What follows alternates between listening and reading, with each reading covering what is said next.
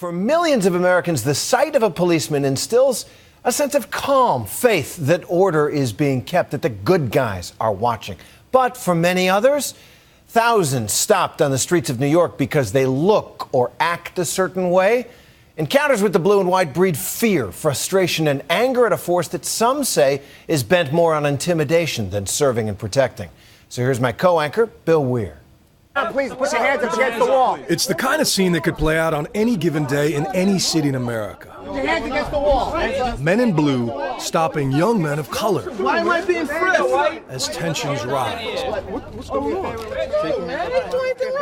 In this case, a robbery suspect is cuffed. Listen to me. You're not free to leave. Just stay here. Turn around. What am I being arrested for? I didn't do anything wrong. The others released. And the cops managed to keep it by the book. I don't get it. I understand you're upset, but I'm sorry for the inconvenience. But this scene is just pretend. It is an NYPD training drill to reinforce a proper way to do what is known as a 250, that controversial tactic designed to stop crime before it happens. Controversial because critics say 250s rarely happen with this much courtesy and this much probable cause.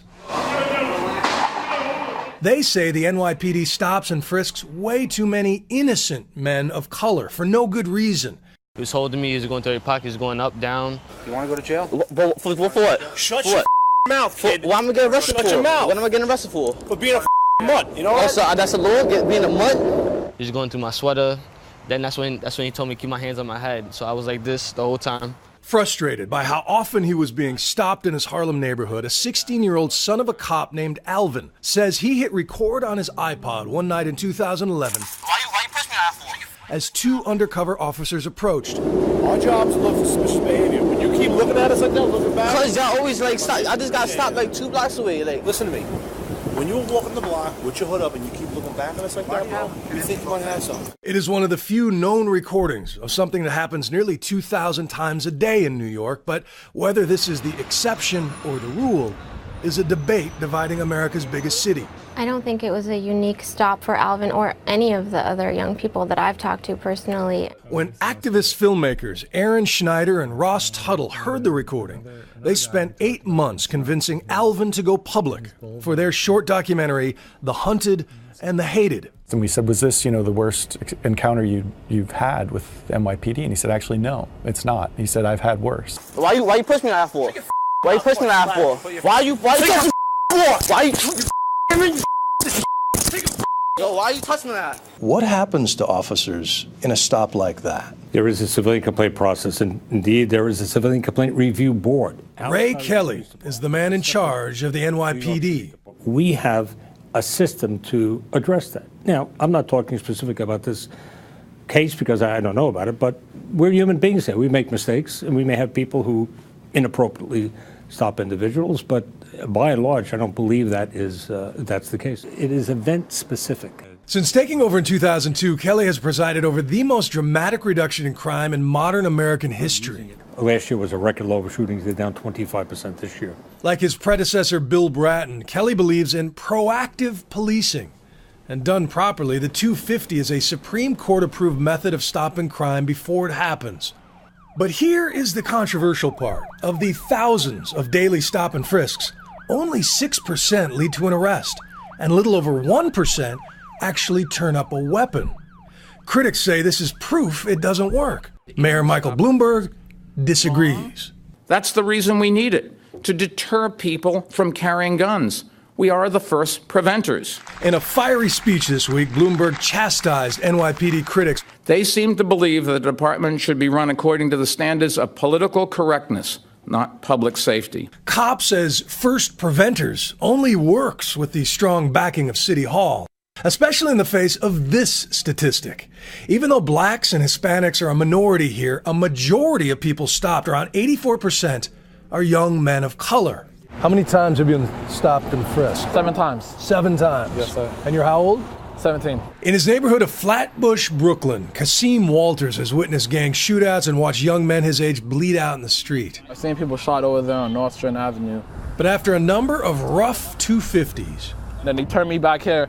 I remember them banging my head into this. He says he's more afraid of the law than the thugs. And a few blocks away, he shows me the memorial of a 250 gone bad that fills him with even more dread. Oh, look at that. It's still here. When Kamani Gray adjusted his waistband on this corner in March, 2 undercover officers stepped up for a stop and frisk and ended up shooting him 7 times. They claim Gray pulled this loaded .38 revolver, later recovered at the scene. But Kasim doesn't believe them. That's not killing, that's murder. I'm tired of it. 4 days of angry demonstrations proves he's not alone. When things like this happen, there's no trust. The police are never going to get the benefit of the doubt until we have a relationship with the cops. You know, until Ray Kelly can give us answers. New York City Councilman Jamani Williams is a mentor of Kasim's and a leading critic of the NYPD's methods, like police reports, which show that the reason given for most stops is either a high-crime neighborhood or a suspect engaged in furtive movement. And I have Tourette's syndrome, so all I do is make furtive movements. So, you know, that means I can be stopped every time I come out of my house. When we wanted to break up crime in the Italian neighborhood, where there's organized crime, I don't believe they stopped every Italian person that they saw, and I don't believe if they did that, they would have gotten away with it. So I think we deserve the same respect in communities that look like mine. I've been around a long time in this department. Our relations now are better than they've ever been.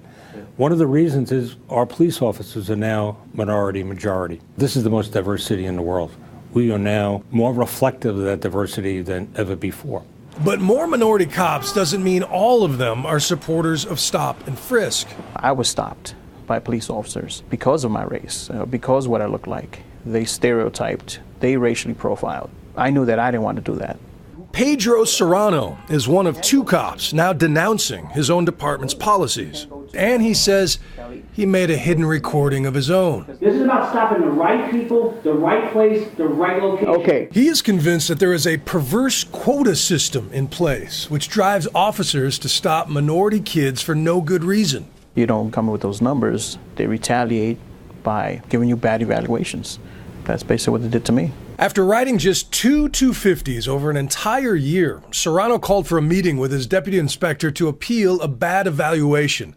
He also says he wore a wire and recorded this. Again, take my neighborhood where we had the most problems. Right. And most problems we had there was robberies and grand larcenies. And who are those people robbing? The problem was what? Male blacks, and I told you the roll call, and I have no problem telling you this. Male blacks 14 to 20, 21, and I said this at roll call. Right there is when I lost it. You want me to stop everybody, the good people and the bad people, so you can get your numbers. The 9-year veteran is a witness for the Center for Constitutional Rights, an advocacy group now suing the NYPD, not for money, but to change its stop and frisk policies. While Serrano and his attorneys say this is proof of racial profiling, the NYPD insists the inspector was talking about specific suspects in a specific string of crimes, and that Serrano was fishing to collect damning evidence for the lawsuit. For context, the inspector also said this. 99% of these people in this community are great, hard-working people, but we still are one of the most violent commands of the city. Yes. And to stop 2 people, you know, to see only 2 things going on, that's almost like you're purposely not doing your job. This is a business. We have almost a $5 billion budget a year. So we run it like a business, and it's fair to ask the employees here to do their fair share. How does a number of 250s a month, a week, a year affect an officer's career? If an officer continually doesn't do what the commander wants him to do, I don't think it's going to positively affect his career, for sure, but I don't think it negatively affects him. If you don't meet the numbers, you're a bad cop. That's just how they see it. But Pedro Serrano has no doubt he has negatively affected his career by breaking the thin blue line. Yeah, you got bad guys out there who want to hurt me because I'm wearing their uniform, and you got the hierarchy who wants to hurt me because I spoke the truth. But Commissioner Kelly insists that race is not a factor. It's just that most of his officers are sent where most crimes are reported, and that up to 75% of violent crime victims describe their attacker as a black male. The percentage of people who stop, it's 53% African American.